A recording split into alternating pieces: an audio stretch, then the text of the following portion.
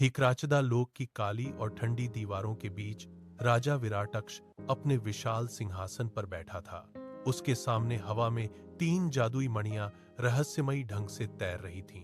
अचानक महल की नींव किसी भूकंप की तरह कांप उठी और प्राचीन तिलस्मी दरवाजा चरमराकर खुल गया। एक गूंजती हुई आवाज ने कहा, जिस दिन तीनों शक्तियां एक साथ मिलेंगी, अंत का द्वार खुल जाएगा।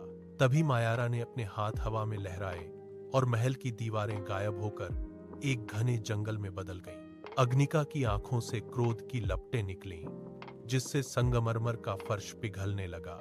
नीलांशी ने अपनी उंगलियों के इशारे से पानी की बूंदों को हवा में ही रोक दिया, जो अब एक जादुई आईने की तरह राजा विराटाक्ष का असली और डरावना चेहरा दिखाने लगी थी। राजा विराटाक्ष मुस्कुराया और उसने एक काला जादुई घेरा बनाकर तीनों रानियों को जकड़ लिया।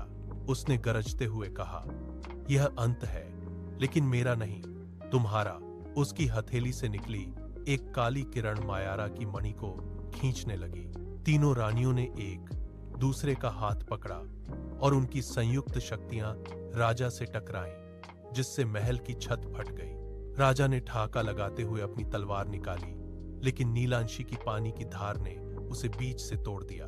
अग्निका ने अपनी पूरी ताकत से राजा के सीने पर प्रहार किया।